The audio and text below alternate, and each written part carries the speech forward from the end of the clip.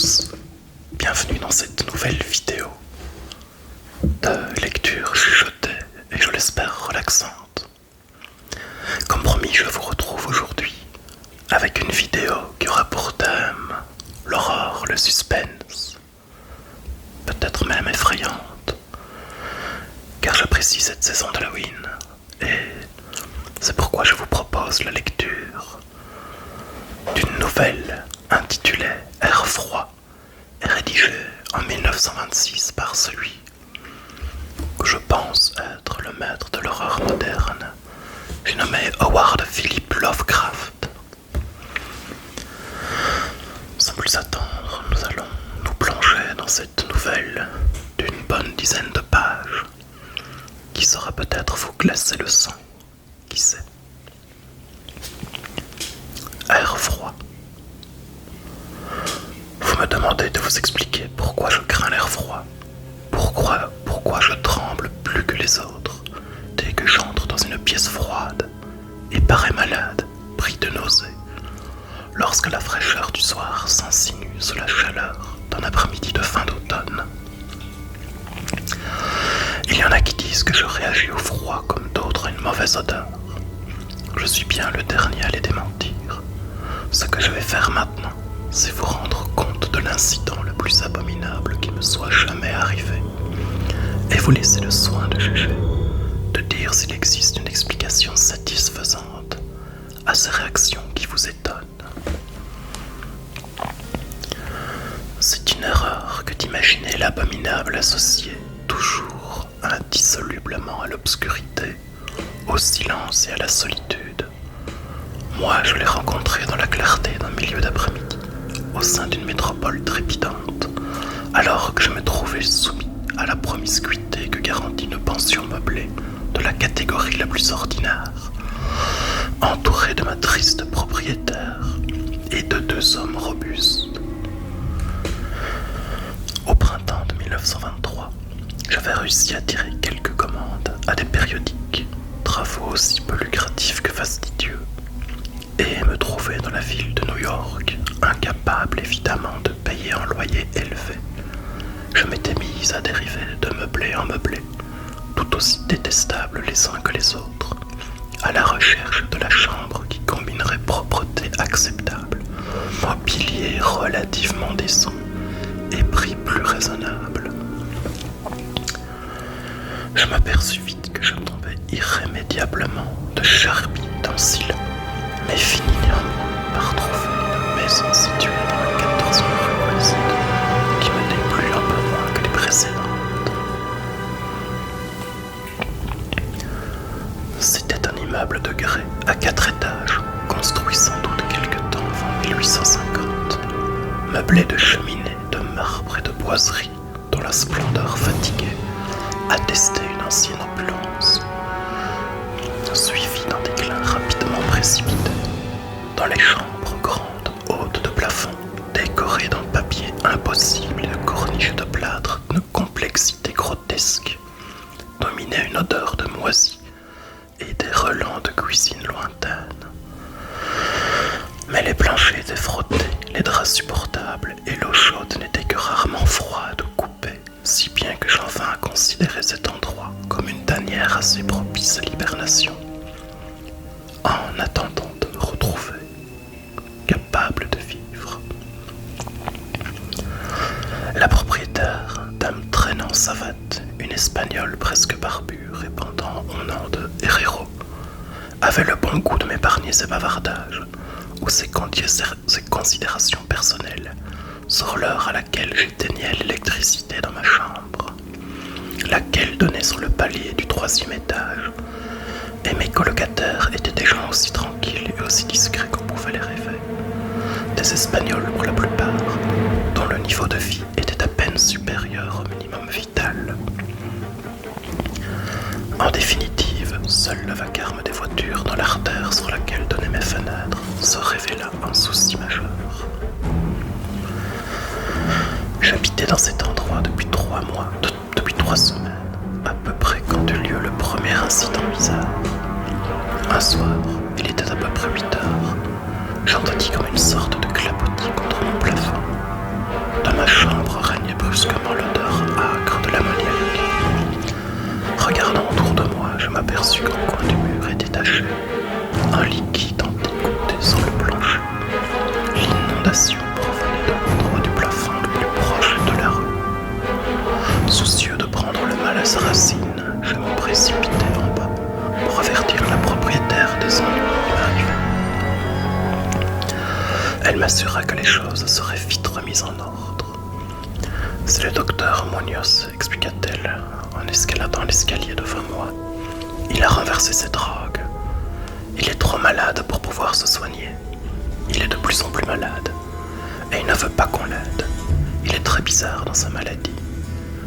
Toute la journée, il prend des bains avec des odeurs bizarres.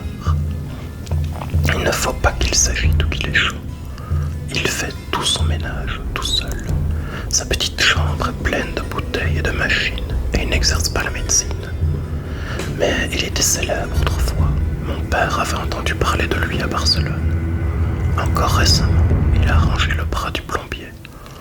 Il ne sort jamais que sur le toit. Et c'est mon fils Esteban qui lui apporte sa nourriture, son linge, ses médicaments et toutes ses drogues. Seigneur, tout cet ammoniaque qu'il prend pour avoir froid.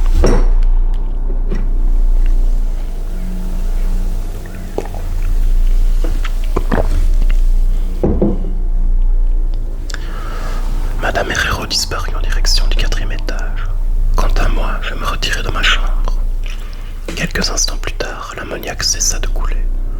Et tandis que j'épongeais mon plancher et ouvrais la fenêtre pour évacuer l'odeur, j'entendis de nouveau au-dessus de moi les pas lourds de ma propriétaire. Aucun bruit ne venait jamais de chez ce docteur Munoz, hormis des grondements qui faisaient penser à quelques mécanismes mus par un moteur à explosion. Il marchait toujours à pas feutrés. À un moment, je me demandais quelle pouvait être sa maladie et si son refus systématique d'entrer en contact avec l'air extérieur ne procédait pas tout simplement d'une manie sans grand fondement. Il y a, me dis-je gravement, quelque chose de terriblement poignant dans le sort d'une personne éminente qui a sombré. Et j'aurais bien pu ne jamais faire la connaissance du docteur Munoz sans la crise cardiaque qui me serre la poitrine en début d'après-midi, alors que j'étais en train d'écrire dans ma chambre. Les médecins m'avaient averti du danger de ces attaques, et je savais qu'il n'y avait pas un moment à perdre. Me souvenant de ce que m'avait dit ma propriétaire des soins apportés par l'invalide au plombier, je me traînai jusqu'à l'étage supérieur et frappai faiblement à la porte qui correspondait à la mienne. Une voix curieuse, qui semblait venir de droite, me répondit en bon anglais, me demandant mon nom et la raison de ma visite. Lorsque j'eus fourni les renseignements qu'on me demandait, la porte contiguë à celle où j'avais frappé s'ouvrit. Un souffle d'air froid me gifla le visage, quoique cette journée fût l'une des plus chaudes de la fin juin. Je frissonnais en passant le seuil du grand appartement. La décoration était somptueuse autant que de bon goût. Elle me surprit dans ce temple de la malpropreté et du désordre. Un lit escamotable remplissait son rôle diurne de divan, et des meubles d'acajou. Des rideaux opulents, de vieux tableaux et une bibliothèque à vous en faire pâlir d'envie. Tout évoquait plutôt le cabinet d'études d'un homme de qualité que la chambre à coucher d'une pauvre maison meublée.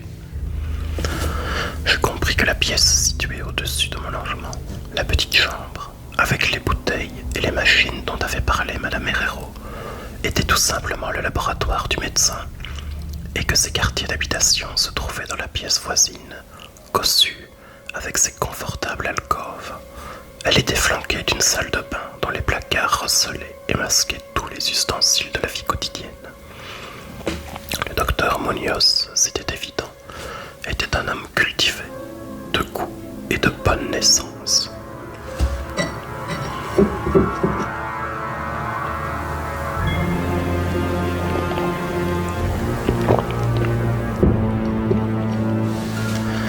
Le petit homme qui se trouvait devant moi était admirablement proportionné.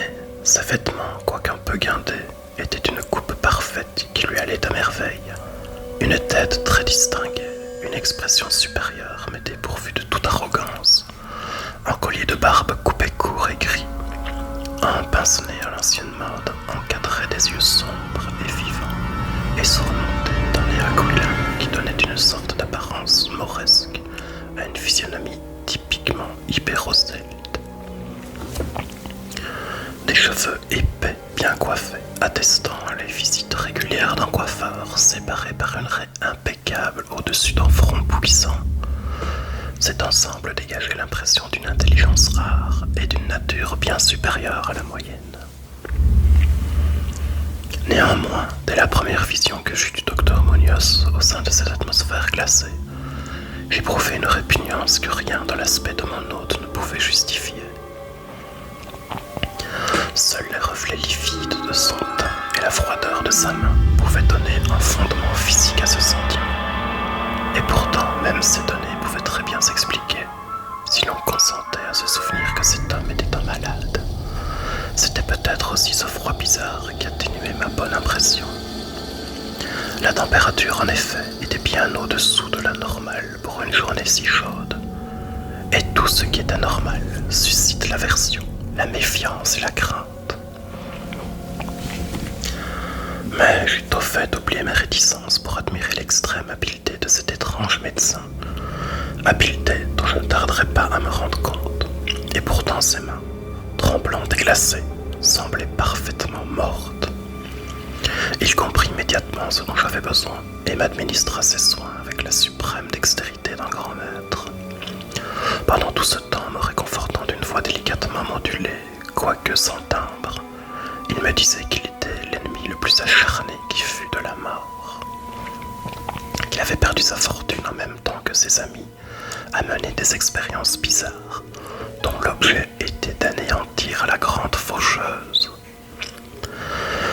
On sentait en lui le fanatique bien intentionné, et il monologua longtemps de la sorte, presque comme un vieillard radoteur, tout en m'auscultant et me donnant plusieurs médicaments qu'il alla chercher dans son petit laboratoire. De toute évidence, le voisinage d'une personne de son milieu lui paraissait un heureux dérivatif dans cet environnement douteux, et c'est cela sans doute qui faisait naître en lui le besoin d'évoquer le souvenir de ses années plus fortunées. Sa voix, s'il était étrange, en tout cas était apaisante.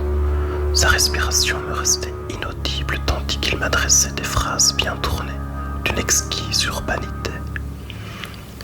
Il essayait de détrôner mon esprit de mes soucis personnels en me parlant de ses théories et de ses expériences.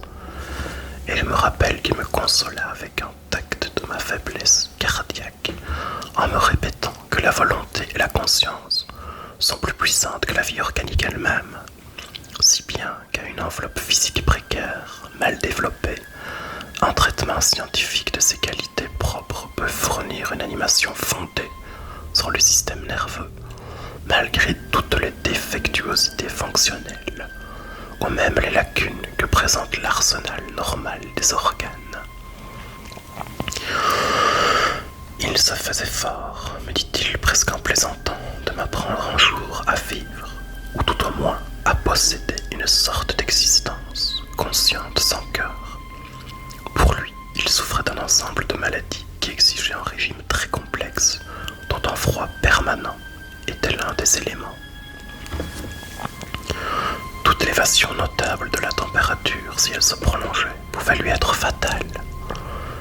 Il parvenait à maintenir dans son appartement une température égale de 12 degrés centigrades, grâce à un système de refroidissement par absorption à ammoniac. Et c'était le moteur à explosion de ces pompes que j'avais souvent entendu dans ma chambre à l'étage inférieur. Ma crise une fois calmée, avec une rapidité merveilleuse, je quittai cette pièce glacée et frissonnante, disciple convaincu en même temps qu'admirateur sincère de ce reclus au don si étonnant. Telle fut la première des fréquentes visites que j'allais lui faire, mais équipé désormais de chandail et d'un pardessus, je l'écoutais me parler de ses recherches secrètes, des résultats presque surnaturels qu'il avait obtenus.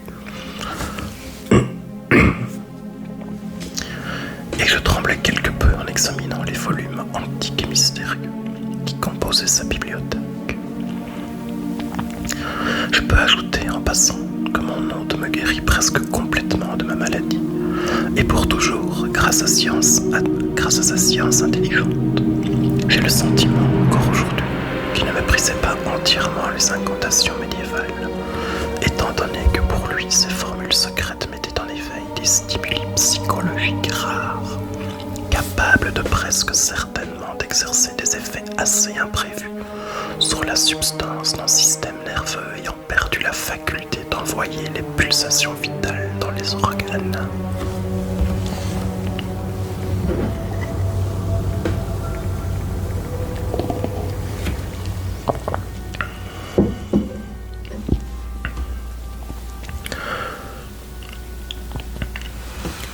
Je fus très frappé de ce qu'il me dit du vieux docteur Torres de Valence, avec qui il avait partagé ses premières expériences, et qui avait réussi à le tirer 18 ans plus tôt d'une maladie extrêmement grave, qui était responsable de ses infirmités actuelles. Ce vénérable praticien, du reste, n'avait pas plutôt sauvé son collègue que lui-même succombait au redoutable ennemi qu'il venait de combattre avec un tel succès chez son prochain. Peut-être la tension avait-elle été trop forte, car le docteur Munoz me fit clairement comprendre, quoique à voix basse et sans me donner de détails, que la thérapeutique utilisée sortait nettement de l'ordinaire et comportait des procédés qui n'auraient certainement pas accueilli avec ce sourire les galliénistes respectables du monde traditionnel. Mais en même temps que les semaines passaient, je remarquais avec peine que mon nouvel ami régressait physiquement, lentement, mais irrémédiablement, comme l'avait bien vu du reste Madame Herrero. Les nuances livides de son teint s'accentuaient, sa voix devenait toujours plus caverneuse et indistincte. Ses mouvements musculaires étaient moins bien coordonnés, et son esprit et sa volonté témoignaient d'une résistance et d'un esprit d'initiative qui allait sans cesse décroissant. Du reste, aucun des détails de ce lent et si triste processus de vieillissement ne semblait lui échapper à lui non plus. Et peu à peu, son expression, sa conversation même, se chargèrent d'une amère ironie qui fit revivre en moi un sentiment rappelant la subite répulsion que j'avais éprouvée à son égard la première fois que je l'avais vu. Il lui venait soudain de bizarres caprices. Il se découvrait un amour insolite pour les épices exotiques et l'encens égyptien, à tel point qu'au bout de peu de temps, sa chambre évoquait le sépulcre souterrain de quelques pharaons dans la vallée des rois. Cependant, il lui fallait toujours plus d'air froid. Avec mon aide, il étendit le réseau de tubes à refroidissement dans sa chambre et modifia ses pompes de façon à augmenter le débit de ses appareils et à maintenir la température intérieure à 0 degré, et finalement à -3. Il faisait évidemment moins froid dans le laboratoire et dans la salle de bain, pour éviter que l'eau ne gelât et que les réactions chimiques ne fussent interrompues. Le locataire de la chambre voisine s'était plaint de l'air glacé qui lui venait de la porte de communication. J'aidai mon ami à fixer contre le battant de cette porte une lourde denture isolante. Une sorte d'horreur toujours plus grande, une expression morbide et lointaine semblait s'être emparée de lui. Il parlait tout le temps de la mort, mais il avait un grand rire caverneux lorsqu'on évoquait devant lui, le plus délicatement possible, des choses telles que l'enterrement ou les dernières dispositions. En fin de compte, il devenait un compagnon plus que déconcertant, macabre. Pourtant reconnaissant comme je l'étais à celui qui m'avait guéri, je ne pouvais me résoudre à l'abandonner aux étrangers, entre les mains desquels il serait tombé si j'avais manqué. Je veillais soigneusement à tous ses besoins, mettant sa chambre en ordre, emmitouflée dans une cape épaisse que j'avais achetée spécialement à cette intention. Comme je faisais la plus grande partie de ses achats, je ne pouvais m'empêcher d'avoir des sursauts d'étonnement en lisant les listes de produits chimiques qu'il me demandait d'aller chercher au laboratoire des pharmaciens.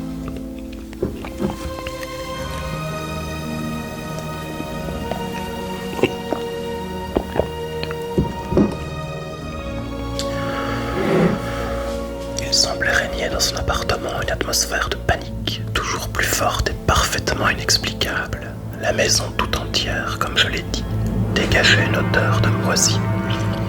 Mais celle qui imprégnait sa chambre était pire, et cela malgré toutes les épices, l'encens et les âcres vapeurs chimiques de ces bains qu'il prenait maintenant presque constamment, et qu'il exigeait de prendre sans démon.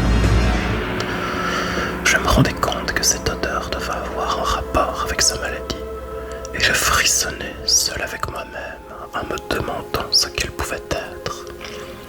Madame Herrero faisait le signe de croix chaque fois qu'elle le rencontrait. Elle me l'abandonna sans scrupule, interdisant même à son fils Esteban de continuer à faire des courses pour lui.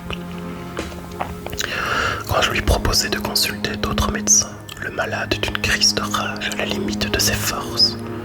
De toute évidence, il devait éviter les efforts physiques et les émotions violentes. Et pourtant, sa volonté et sa force vitale se sclérosant plutôt qu'elle ne s'évanouissait. Il refusait systématiquement de rester dans son lit. Puis la lassitude de cette première période fit place à un retour de son ancien esprit d'entreprise, et il parut tout prêt à braver plus audacieusement que jamais toute l'hégémonie de la mort. Peut-être parce qu'il sentait se poser chaque jour un peu plus sur son corps les griffes de cet éternel ennemi. Il avait pratiquement abandonné toute habitude de manger, habitude qui du reste chez lui n'avait jamais été plus qu'un rite sommaire. Seule sa puissance mentale semblait l'empêcher de sombrer dans l'écroulement total.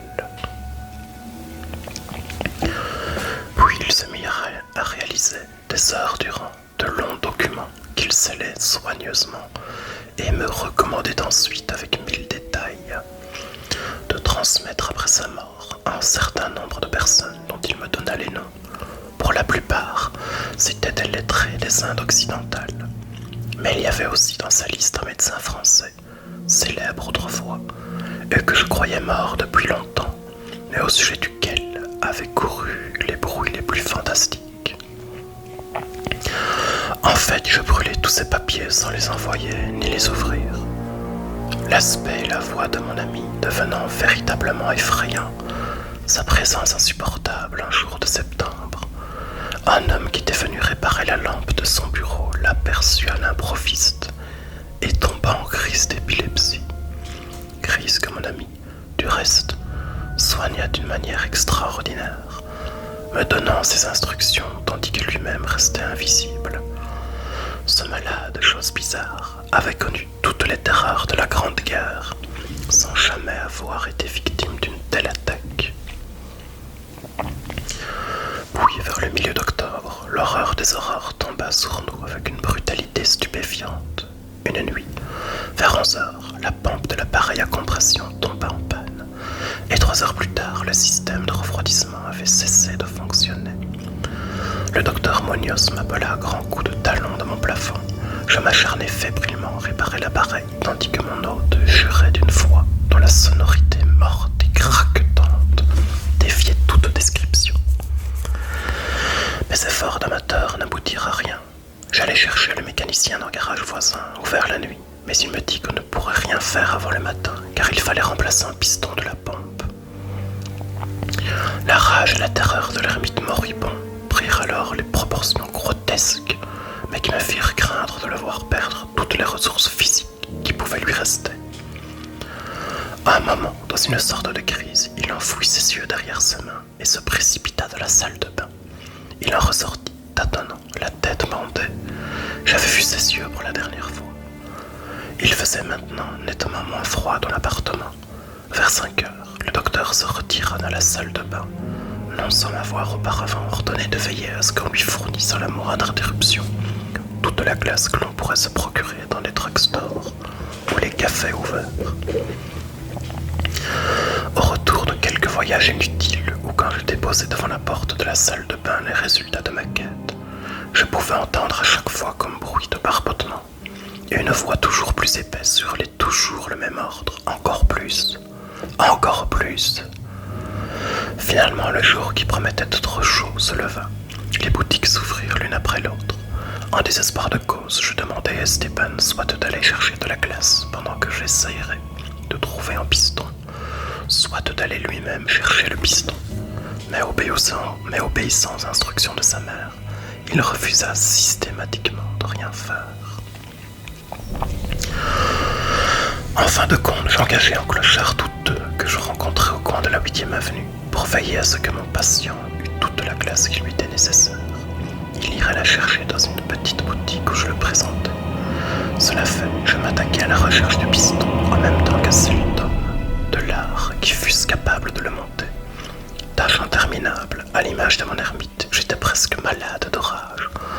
En voyant les heures s'écouler dans cette course affolée, dans ces séries de coups de téléphone inutiles, je ne pris même pas le temps de manger. Ce fut une course éperdue de boutique en boutique, ici et là, toujours plus loin, en métro, en taxi. Vers midi néanmoins, je finis par trouver un magasin. Au diable qui possédait les pièces dont j'avais besoin. Et vers 1h30 cet après-midi-là, je rentrai enfin dans la maison meublée avec tout l'équipement nécessaire, suivi de 2 mécaniciens robustes et intelligents. J'avais fait tout ce que j'avais pu, et j'espérais qu'il n'était pas trop tard. Mais une terreur noire et sourde avait pénétré avant moi dans l'immeuble. La maison était en proie à un tumulte innommable, et au-dessus du vacarme des voix terrorisées, j'entendis un homme qui priait à haute voix, et d'une voix de basse. Il y avait des choses redoutables dans l'air, on le sentait, et les locataires murmuraient de bouche à oreille, égrenant leurs chapelets qui les poussaient à réciter l'odeur provenant de la porte du docteur, toujours systématiquement fermée à clé. Le clochard que j'avais requis s'était enfoui en criant, les yeux fous, aussitôt après avoir rapporté sa 2e provision de glace. Peut-être était-ce le résultat d'une curiosité excessive. Il ne pouvait naturellement pas avoir fermé derrière lui la porte à clé, maintenant. Pourtant, elle était condamnée de l'intérieur. Aucun son ne nous venait plus de l'appartement, à l'exception d'une sorte de bruit de gouttes épaisses et lourdes qui tombaient pesamment, et sur la nature desquelles on n'osait pas s'interroger. Après quelques secondes de discussion avec Madame Herrero et les mécaniciens, malgré la crainte qui me rongeait jusqu'à la moelle des os, je pris la décision d'enfoncer la porte, mais la propriétaire, heureusement, trouva le moyen de faire tomber la clé de l'extérieur à l'aide d'un fil de fer. Auparavant, nous avions ouvert toutes les portes de toutes les chambres de l'étage et toutes les fenêtres de la maison. Nous protégeant le nez avec des mouchoirs tremblants, nous pénétrâmes enfin dans cette pièce maudite, orientée au sud, où brillait le chaud soleil du début de l'après-midi. Une sorte de traînée sombre et graisseuse passait sous la porte de la salle de bain entr'ouverte, allait jusqu'au vestibule et de là au bureau où s'était formée une mare à faire frémir. Quelque chose était griffonné au crayon, d'une écriture tremblante sur un morceau de papier atrocement marbré, comme par les griffes elles-mêmes qui avaient tracé ces derniers mots dans l'urgence du désespoir. Et de là, la piste menait au lit, où il mourrait d'une façon que je ne saurais dire. Ce qui se trouvait, ou ce qui s'était trouvé sur lui, je ne peux même pas entreprendre de le décrire. Songer à cette idée me tue, mais je le compris en m'emparant de ce papier gras en le lisant avant d'y mettre le feu. Je le devinais au sein de mon intime frayeur, tandis que la propriétaire et les 2 mécaniciens, pris de panique, s'enfouillaient de cet endroit maudit pour aller balbutier d'incohérents récits au commissariat de police. Et les mots nauséeux de ce message me parurent presque impossibles à accepter par ce chaud soleil. Et dans cette lumière dorée, tandis que l'on entendait le bruit des voitures et des camions, et la clameur qui montait de la 14e rue. Et pourtant, je dois avouer que ce que j'ai lu à ce moment-là, je le crus. Est-ce que je le crois encore maintenant? Franchement, je ne saurais le dire. Il y a des choses à propos desquelles il vaut mieux ne pas réfléchir. Tout ce que je peux affirmer, c'est que je hais l'odeur de l'ammoniac et que je m'évanouis au moindre courant d'air froid. La faim, disait ce griffonnage atroce, la faim est là. Il n'y a plus de glace. L'homme a jeté un coup d'œil à l'intérieur et il s'est sauvé. Il fait plus chaud à chaque minute. Les tissus ne peuvent pas tenir. J'imagine que vous avez compris ce que je voulais dire à propos de la volonté et de la conservation du corps, après que les organes ont cessé de fonctionner. C'était parfait en théorie, mais ne pouvait durer indéfiniment. Il y a eu une détérioration progressive que je n'avais pas prévue. Le docteur Torres l'avait compris, mais le choc l'a tué. Il ne pouvait supporter ce qu'il avait à faire. Il était contraint de m'enfermer dans un endroit aussi sombre qu'étrange, où il put s'occuper de ma matière et me faire revenir à la vie. Mais les organes refusèrent de se remettre à travailler.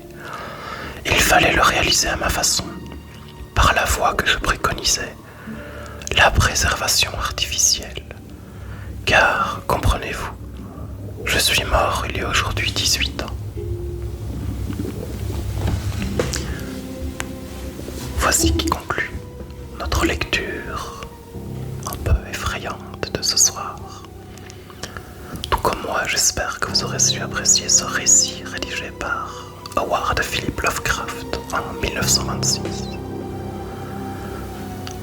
J'avais déjà eu l'occasion de l'écouter il y a quelques années et cela m'avait presque glacé le sang comme conclusion. Eh bien, maintenant que cette vidéo arrive à la fin, j'espère que vous aurez su apprécier son contenu, que cela aura peut-être pu vous détendre ou au contraire vous procurer certains frissons. Je vous souhaite dès lors une agréable journée, une agréable soirée, peut-être même une bonne nuit. J'espère vous revoir bientôt dans une prochaine vidéo qui aura toujours attrait au sujet d'Halloween. Au revoir et à bientôt.